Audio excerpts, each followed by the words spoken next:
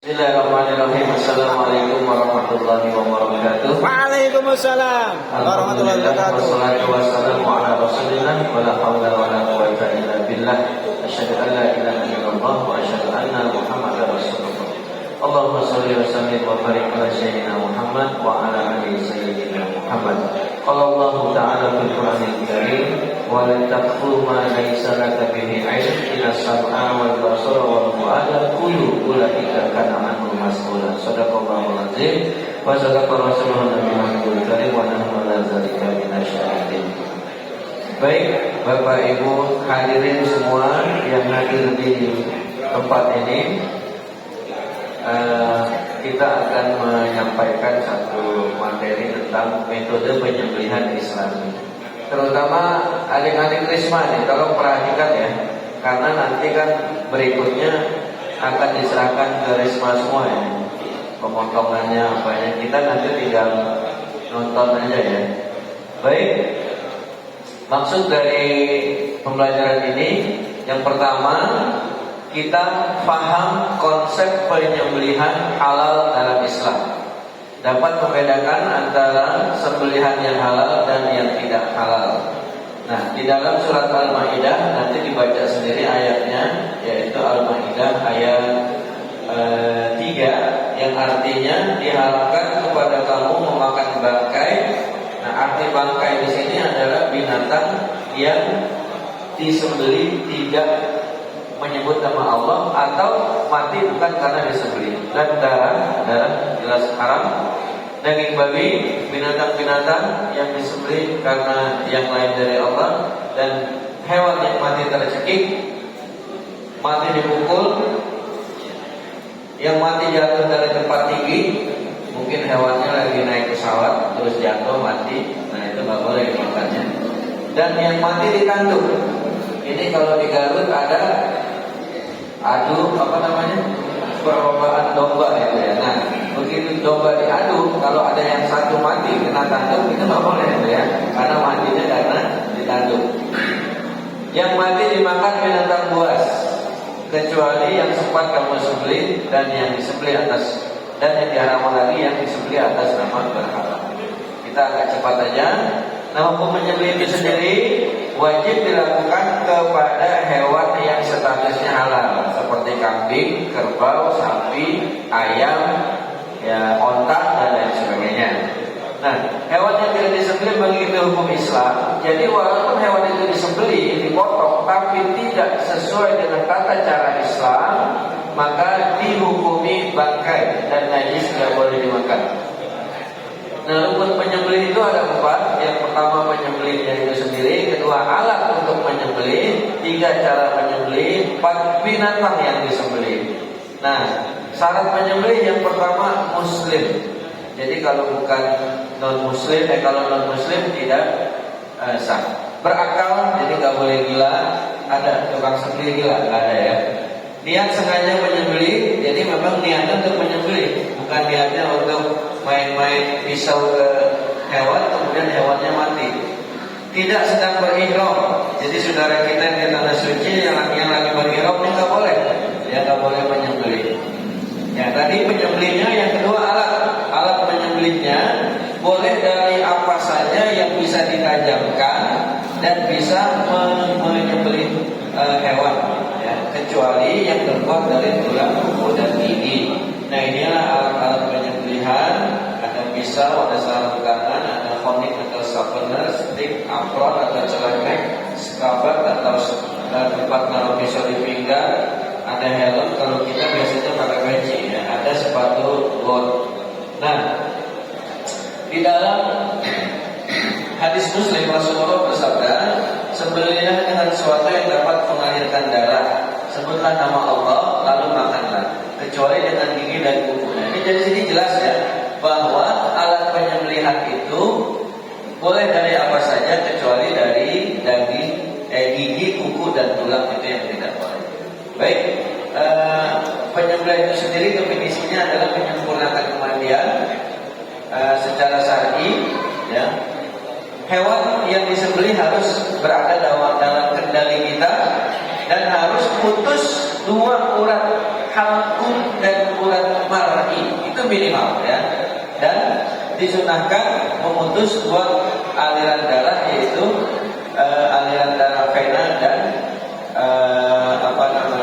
arteri, atau dalam istilah kitanya disebut dua jain. Nah ini atau jenis-jenis posisi penyembelihan. Kita langsung ke contohnya ini. Untuk sapi ini posisi penyembelihannya dari tulang rahang itu kira-kira 10 cm. Nah, onta ini ada di bawah. Jadi kalau menyembelih onta jangan yang dekat kepalanya ya. Di situ bukan urat halqum dan mar'inya. Nah, disinilah kira-kira ya. Nah, ini hasil sembelihan onta, dia ada di bawah. Kemudian syarat penyembelihan, niat hanya karena Allah, menyembelih di posisi yang tepat ya, di urat leher. Harus binatang itu mati karena disembelih, bukan mati karena lain. Ya, hendak menyembelih segera dan bersungguh-sungguh. Nah, bacaannya apa kalau menyembelih? Sederhana, Bismillahirrahmanirrahim. Jadi ini nanti yang tukang sembelih barangkali ada di antara bapak-bapak yang sebagai ahlul kurban atau pekurban ingin menyembelih. Insya Allah kita perkenankan ya, tetapi pastikan mampu dan yakin bisa menyembelih. Kalau ragu-ragu, serahkan aja ke yang sudah terbiasa ya. Nah ini kalau kita anggap leher sapi, di sini ada dua saluran, yaitu halqum dan mar'i. Ini wajib putus ya, pernapasan dan saluran makanan.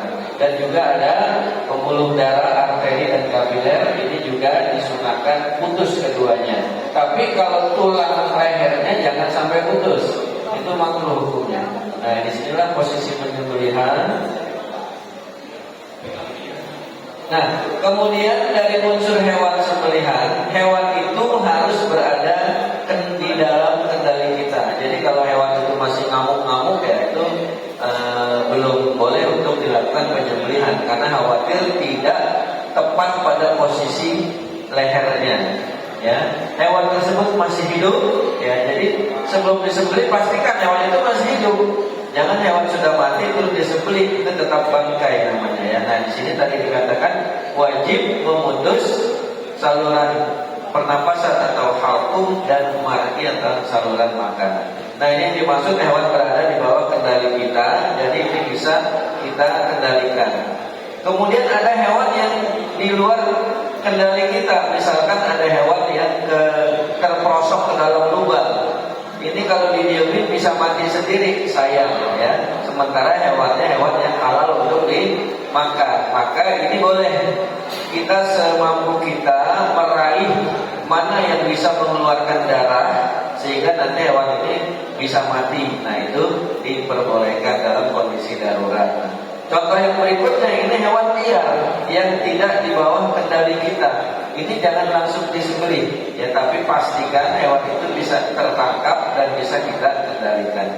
Nah, ini yang tadi ya, kondisi hewan yang ada di lubang, kalau dibiarkan bisa mati maka menjadi bangkai. Nah, hikmah penyembelihannya kita langsung saja, kita lewatin saja karena waktunya. Nah, ini sedikit saya mau menyampaikan adanya hasil penelitian dari profesor ya, dari University of Hanover, Jerman. Ini yang meneliti ini orang Jerman ya. Nah, di sini hasil penelitiannya. Nah, ini hasil sembelihan yang dilakukan secara Islami. Pada saat hewan itu disembelih telah terputus urat yang keempat tadi, itu dari alat detektor terdeteksi hewan tersebut tidak merasakan apa-apa, jadi tidak merasa sakit ya. Kemudian 3 detik berikutnya hewan tersebut sudah tidak sadarkan diri, dan selama 6 detik menunjukkan bahwa hewan tersebut memang tidak merasakan sakit. Jadi metode penyembelihan secara syar'i ini betul-betul tidak menunjukkan penyiksaan atau rasa sakit kepada hewan.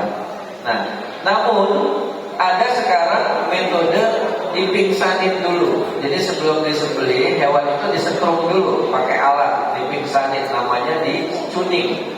Nah, hasil penelitiannya hewan yang disetrum dulu itu pada saat dia pingsan itu merasakan sakit yang luar biasa. Ya, di otaknya itu terlihat hewan tersebut merasakan sakit yang luar biasa sebelum disembelih. Berarti termasuk kategori menyiksa. Kemudian jantungnya berdetak lebih cepat, lebih awal.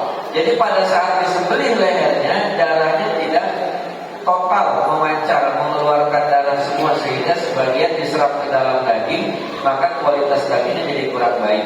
Nah, inilah perbedaan kualitas penyembelihan secara Islami yang tidak melalui proses pemingsanan dan yang melalui proses pemingsanan.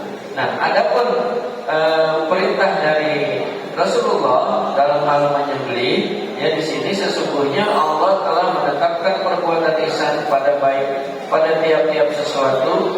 Jika membunuh, bunuhlah dengan yang baik. Jika menyembelih, sembelih dengan yang baik pula. Dan hendaknya seorang di antara kalian menajamkan pisaunya dan menyembelih. Jadi pisau sembelih itu harus betul-betul tajam, ya.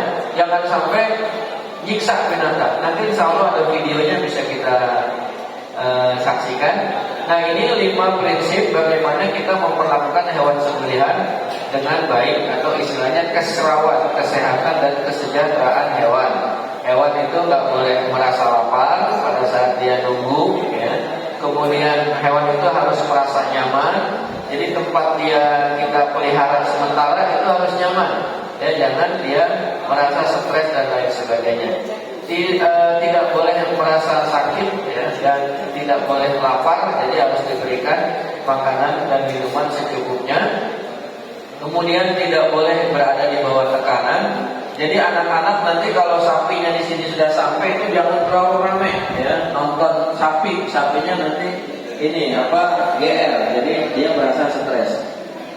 Nah, si binatang tersebut ini harus merasa berada di lingkungan atau di habitat dia, gitu. Seolah-olah itu ini ya, gitu, tempat tinggalnya. Baik, nah ini prinsip kesejahteraan hewan, mulai dari transportasi itu harus diperhatikan. Mendatangkan hewan kurban sehari sebelumnya. Jadi ini panitia usahakan kalau kita potongnya Jumat, Kamis sore itu udah nyampe, ya. Jangan malamnya, kalau malam terlalu mendadak. Karena ada waktu jeda minimal 6 jam sebelum disembelih, hewan itu harus puasa. Ya, nggak boleh lagi dikasih makan, minum boleh tapi sedikit saja, ya. Kemudian nih para jagal, ya, jangan ngasah pisau di depan hewan kurban. Siapa nih yang mau motong nanti? Pak Iman, jangan ngasah pisaunya di depan mata hewannya, ya. Ya, jangan menyembelih di hadapan hewan yang masih hidup. Nanti masih hidup itu ketakutan, bisa kabur ya. Melihat menjadi potong, karena dia mikir, wah bentar lagi gue nih kan gitu, kabur gitu. Menajamkan golok atau pisau dengan maksimal setajam-tajamnya. Menajam golok dalam air panas, ya itu bagusnya setiap habis dipakai menyembelih itu direndam ya air panas. Kalau enggak ya nggak apa-apa pakai air bersih saja dibersihkan. Merobohkan dengan cara yang baik. Alhamdulillah kita sudah ada alat perobohnya, dan insya Allah sapi yang dirobohkan dengan alat peroboh kita, ya biasanya robohnya lumayan bagus, ya. Tidak menguliri sebelum mati. Nah, ini perhatiin. Kalau di rumah-rumah pemotongan hewan yang tidak sapi, ya, ini biasanya begitu si jadal potong leher si sapi, belum dipastikan itu sapi udah mati atau belum, langsung tim yang lainnya langsung geser, gitu kan, padahal hewannya belum mati sempurna. Ini tidak boleh. Jadi nanti pastikan, bukan jagalnya, pastikan si sapinya sudah mati, baru ke langkah berikutnya, yaitu penyiasatan kulit, potongan dan lain sebagainya. Nah, ini yang penting kita perhatikan. Ada perkara-perkara sunnah, makruh dan haram di dalam proses penyembelihan. Nah, perkara sunnahnya kita disunahkan menyebut nama Allah, disunahkan menyembelihnya di siang hari dan malam menghadap kiblat. Nah, maksud menghadap kiblat itu, jadi kalau kiblatnya sana, ini sapinya kepalanya di sebelah kiri kita. Membaringkan binatang di atas rusuk kiri. Jadi yang menyentuh tanah itu rusuk atau dada kiri dari si hewan, jangan yang kanannya, tapi yang kirinya harus mengendalikan dengan cermat. Pisau harus tajam, tidak mengasah di depan binatang, tidak menyembelih binatang di hadapan binatang yang lain masih hidup, memberi hewan sebelum disembelih secukupnya, ya bersolawat, lelaki yang balik dan berakal. Jadi usahakan yang menyembelih itu orang laki, ya kalau masih ada orang laki. Kalau nggak ada orang laki, ya terpaksa perempuan. Baik, kemudian perkara makruh. Tidak menyebut nama Allah kita menyembelih itu makruh, ya. Tidak menghadap kiblat. Jadi upayakan pada saat hewannya itu sudah dirobohkan, nanti panitia itu harus diarahkan, diputar, ya menghadap kiblat. Memperlakukan hewan, ya dengan kekasaran yang tidak muhasabah ini, memperlakukan hewan dengan kasar, gitu ya. Dan tidak mudah sabar itu maksudnya tidak mengikuti urutan-urutan di dalam proses penyembelihan. Ngasap pisau di depan mata si hewan, melakukan proses seterusnya sebelum hewan benar-benar mati, yang menyembelih hingga palanya putus. Hati-hati nih Bapak Iman, jangan mentang-mentang pisaunya terlalu tajam, kambingnya sehingga putus lehernya. Nah ini tidak boleh, makruh. Penyembelihan orang buta. Jadi kalau orang buta usahakan jangan dikasih nyembelih lah, ya walaupun hukumnya boleh, ya. Nah ini yang nomor 8 nih. Jangan sedang berhadas besar, haid atau junub. Jadi kalau malamnya habis itu mandi dulu paginya banyak sebelum menyembelih. Perkara haram, menyembelih ditujukan kepada selain Allah, itu haram. Bertujuan berlaku syirik kepada Allah, sedang berihram, pisaunya nggak tajam, nah ini haram. Nah, kemudian hukum-hukum yang berkaitan dengan sembelihan, ya ini ada seorang ini riwayat tentang diperbolehkannya seorang wanita menyembelih. Ini kisahnya di satu padang rumput atau padang di Madinah, itu ada kambing hampir mati. Kemudian ada seorang wanita melihat kalau kambing itu dibiarkan bisa mati, lalu dia mencari alat yang bisa untuk memotong lehernya. Dapatlah dia batu yang tajam, kemudian disembelihnya. Nah, lalu dia bertanya kepada Rasulullah, bolehkah dimakan? Kata Rasulullah, boleh. Ya, itu artinya bahwa ketika ada contoh di sini misalkan, ya, ada hewan atau kambing ketabrak motor, yang nabraknya kabur. Nah itu kambing kalau didiamin bisa mati, kan sayang ya jadi bangkai. Nah maka carilah pisau atau golok, sembelihlah kambing tersebut, sebut nama Allah, maka kambing itu nanti dagingnya jadi halal ya. Tapi kalau bukan kambing kita, jangan kita bawa pulang ya, cari yang punyanya. Nah, lalu bagaimana kalau ada sapi atau kambing yang di dalam perutnya ada anaknya? Jadi kambing atau sapi yang hamil, ini hukumnya diperbolehkan anaknya dimakan, walaupun yang disembelih hanya induknya saja, ya. Nah ini dalam sebuah hadits diriwayatkan, wahai Rasulullah, kami menyembelih onta, lembu dan kambing, kemudian kami dapati janin atau bayi di dalam perutnya, apakah kami mau membuangnya atau boleh memakannya? Kata Rasulullah, silakan makan jika kau mau. Sesungguhnya penyembelihan itu adalah dengan menyembelih induknya. Ya.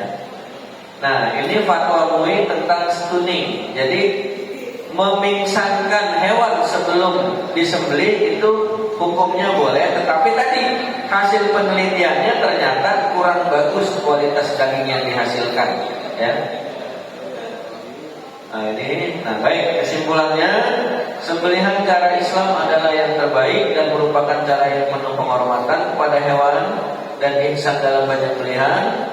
Nah ini himbauan kepada para pemilik RPH, rumah potong hewan, sebaiknya mengikuti tata cara penyembelihan yang disyariatkan dalam agama Islam. Nah mungkin ada yang mau tanya sebelum kita saksikan video-videonya.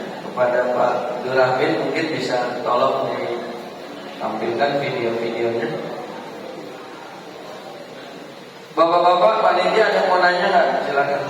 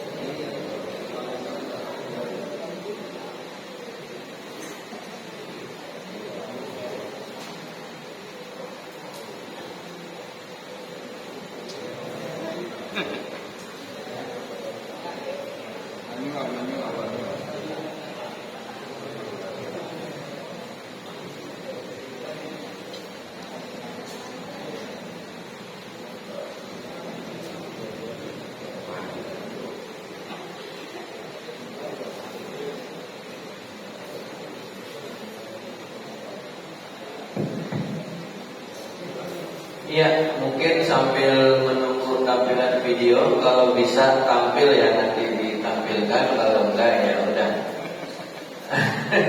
nasib ya.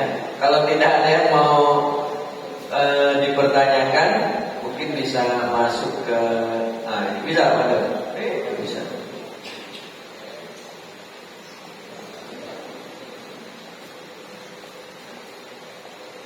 Di mana? Di dalam box.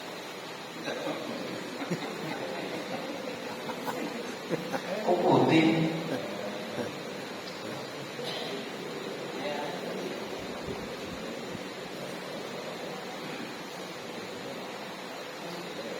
Oh ini dia.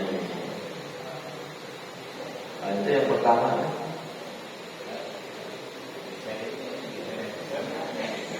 Ininya.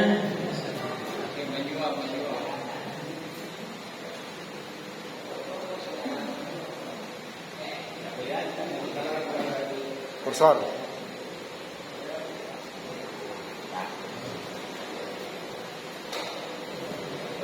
Nah ini berkaitan dengan pisau, perintah menajamkan pisau.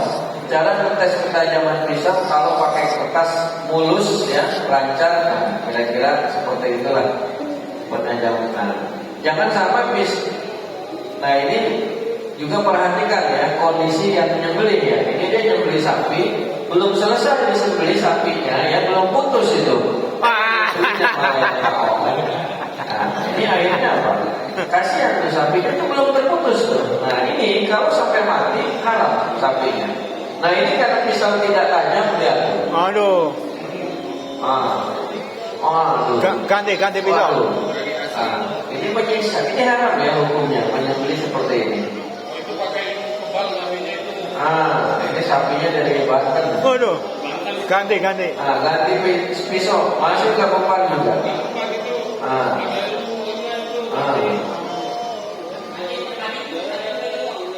Aduh, ngeri. Nah, coba harusnya seperti ini ya. Ini yang kurban, dia mau potong sendiri, tapi karena mungkin dia belum ngerti. Nah, ini diajarin sama Juleha. Dari Juleha. Nah, ini sebenarnya bukan diajarin, cuma megang pisau doang. Yang potongnya yang Juleha juga.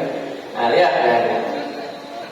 Nah, itu karena pisaunya tajam, Bismillah, yes. Nah, selesai. Itu ya cara penyembelihannya.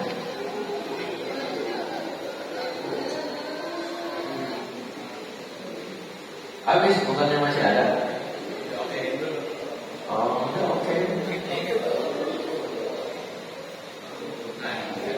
Nah, ini tahun lalu ya, waktu saya potong di Palem Semi ya, di Islamik. Nah ini alatnya udah lumayan canggih, ada pemotongan. Nah ini karena sapinya agak keras, jadi kita metodenya metode tarik ya, metode dorong, nggak berani saya.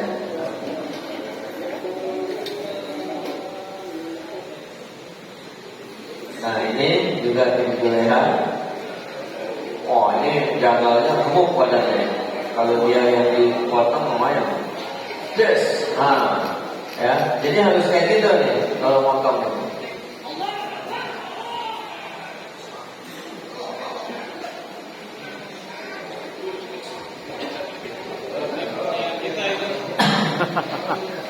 Itu mirip papaiwan, papaiwan tempat.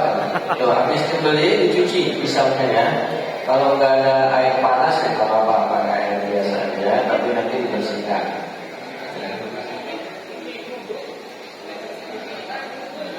Nah ini udah mirip seperti kita ya. Jadi ini kan ke lubangnya diarahkan.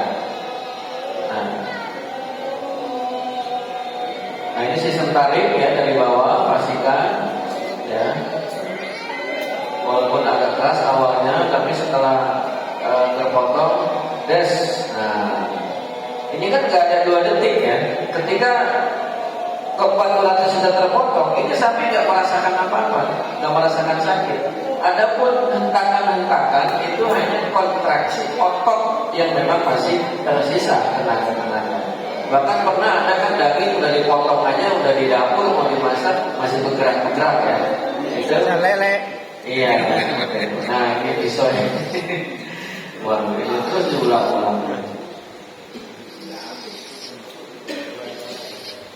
Oke, ya baik bapak-bapak, adik-adik Resma, inilah sekilas tentang Awas, metode penyembelihan. Jatuh. Awas jatuh, jatuh ki.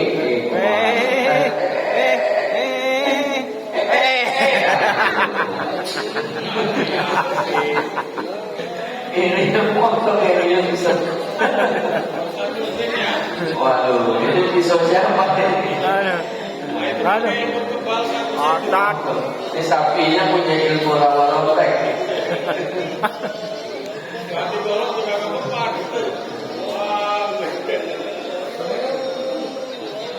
Hukumnya haram ini, si penyembelihnya dosa ya.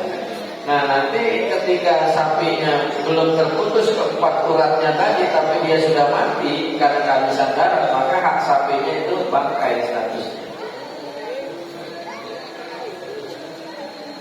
Nah kalau kayak gini kan mantep nih. Jadi nanti ditawarkan juga ya bapak-bapak, kalau ada pekurban yang ingin potong, nggak apa-apa, dia diajarin kayak gini nih. Tetap nanti eksekutor utamanya ya tim kita ya, tim jaga kita, tapi dianya boleh begini. Ya kalau dia nggak berani ya melihat aja di depan. Des.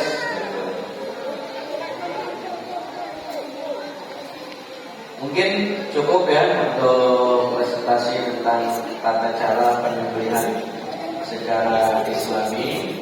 Ya nanti lebih kurangnya bisa kita diskusikan saja nanti ya. Terima kasih. Bila taufiq wal hidayah. Wassalamualaikum warahmatullahi wabarakatuh. Waalaikumsalam warahmatullahi wabarakatuh. Sabar.